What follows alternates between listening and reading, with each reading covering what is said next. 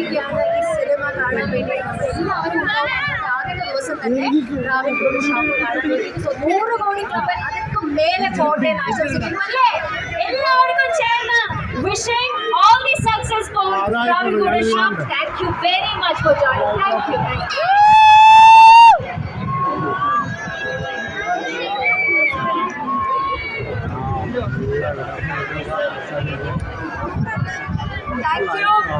Revati. അടുത്തതായി ആകാശത്ത് വർണ്ണ കാഴ്ചയൊരുക്കി 300ഓളം ഡ്രോണുകൾ നമുക്ക് മുമ്പിൽ പ്രകടനം കാഴ്ചവെക്കുകയാണ്. Drone show. പ്രിയപ്പെട്ടവരെ, ബേപ്പൂർ ഇന്റർനാഷണൽ വാട്ടർ ഫെസ്റ്റിന്റെ 4ാം എഡിഷൻ ആവേശപൂർവ്വം വരവേറ്റ് അതുല്യ വിജയമാക്കിയ നിങ്ങളേവർക്കും അഭിവാദ്യം. കരയിലും കടലിലും ആകാശത്തും പുതുമയാർന്ന വർണ്ണ കാഴ്ചകൾ സൃഷ്ടിച്ചാണ് ബേപ്പൂർ ഇന്റർനാഷണൽ വാട്ടർ ഫെസ്റ്റിന്റെ ഓരോ എഡിഷനും വ്യത്യസ്തമാകുന്നത്. അതീവ സാങ്കേതിക മികവോടെ അവതരിപ്പിക്കുന്ന ഡ്രോൺ ലൈറ്റ് ഷോ ഇക്കൊല്ലവും ഡ്രോൺ ലൈറ്റ് ഷോ നിങ്ങളെല്ലാവരും നല്ല നിലയിൽ ആസ്വദിച്ചതാണല്ലോ. ഈ നാടിന്റെ വൈവിധ്യമാർന്ന സാംസ്കാരിക ദൃശ്യങ്ങളാണ് ഈ നവീന സാങ്കേതിക സംവിധാനത്തിലൂടെ ആവിഷ്കരിക്കുന്നത്. നമ്മുടെ നാടും നഗരവും പുതുപ്രതീക്ഷകളുടെ പുതുവർഷത്തിലേക്ക് പ്രവേശിച്ച ആവേശത്തിലാണ്. വ്യത്യസ്തമായ പ്രകാശ കാഴ്ചകളുമായി ടൂറിസം വകുപ്പ് ഒരുക്കിയ ന്യൂ ഇയർ ഇലുമിനേഷൻ ഈ ആഘോഷങ്ങൾക്ക് കൂടുതൽ തിളക്കമേകും. തിരുവനന്തപുരം, കൊച്ചി, കോഴിക്കോട് നഗരങ്ങൾ ദീപാലംകൃതമാക്കി മാറ്റിയത് ഏറെ സന്തോഷം നൽകിയ കാര്യമാണ്. ബേപ്പൂർ ഇന്റർനാഷണൽ വാട്ടർ ഫെസ്റ്റ് ഈ നാട്ടിലെ ജനങ്ങളെല്ലാവരും ഒറ്റക്കെട്ടായി നിന്ന് നിങ്ങൾക്കേവർക്കും സന്തോഷവും സമൃദ്ധിയും നിറഞ്ഞ പുതുവത്സരാശംസകൾ. ഹാപ്പി 2025.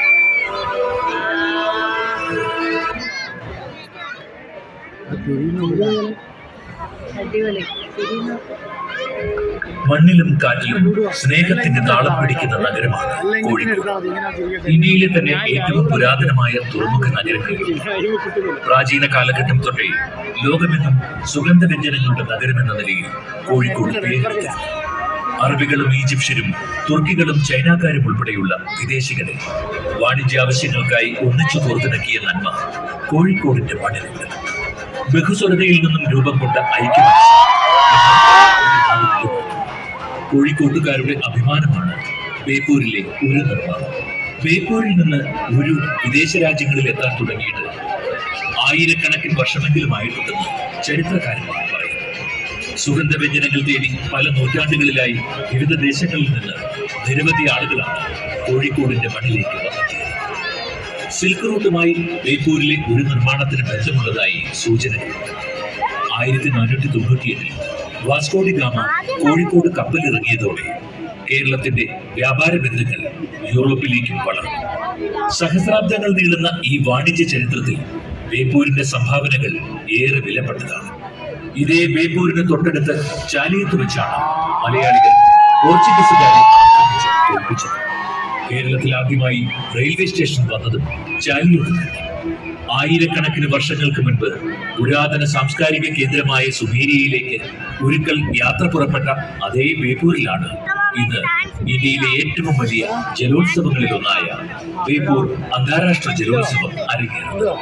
മലബാറിന്റെ കവാടമായ ബേപ്പൂരിൽ ബഹുമാനപ്പെട്ട ടൂറിസം വകുപ്പ് മന്ത്രി ശ്രീ PA മുഹമ്മദ് റിയാസിന്റെ നേതൃത്വത്തിൽ ആരംഭിച്ച ബേപ്പൂർ ഇന്റർനാഷണൽ വാട്ടർ ഫെസ്റ്റ് ഇക്കൊല്ലം 4ാം എഡിഷനിലേക്ക് കടന്നിരിക്കുന്നു. സാഹസിക ജല കായിക മത്സരങ്ങളുടെ ലോക ഭൂപടത്തിൽ ഇതിനോടകം ബേപ്പൂർ ഇടം കണ്ടെത്തി കഴിഞ്ഞു. വിനോദസഞ്ചാരികളുടെ വരവിൽ കേരളം തുടർച്ചയായി റെക്കോർഡ് സൃഷ്ടിക്കുന്ന സഞ്ചാരികളെ നമ്മുടെ നാട്ടിലേക്ക് ആകർഷിക്കാൻ ടൂറിസം വകുപ്പ് ഒരുക്കിയ നവീന പദ്ധതികളിൽ ഏറ്റവും ഫലപ്രദമായി മാറുകയാണ് ബേപ്പൂർ ഇന്റർനാഷണൽ വാട്ടർ ഫെസ്റ്റ്. എല്ലാത്തിനെയും ചേർത്ത് പിടിച്ചൊന്നാക്കുന്ന ബേപ്പൂരിന്റെ ആതിഥേയ മനസ്സും ഈ നേട്ടങ്ങളിൽ വലിയ പങ്ക് വഹിച്ചിട്ടുണ്ട്. പുലിമുട്ടും കപ്പലുകളും ഒഴിവും ലൈറ്റ് ഹൗസും എല്ലാം ഒരുക്കി സഞ്ചാരികളുടെ ഇഷ്ടകേന്ദ്രമായി മാറിയ ബേപ്പൂർ ജലകായികമേള, നാവിക പ്രദർശനങ്ങൾ, പാചകമേള, കലാസംഗീത സന്ധികൾ തുടങ്ങി ഒട്ടേറെ നവ്യ അനുഭവങ്ങളാണ് ഈ രാജ്യാന്തര ജലോത്സവത്തിലൂടെ അതിഥികൾക്കായി ഒരുക്കുന്നത്. സ്നേഹത്തിന്റെ അതിരുകളില്ലാത്ത ഈ ലോകത്തേക്ക്, ഇന്ത്യയിലെ ഏറ്റവും വർണ്ണാഭമായ ജലോത്സവത്തിലേക്ക് ഏവരെയും സ്നേഹപൂർവ്വം സ്വാഗതം ചെയ്യുന്നു.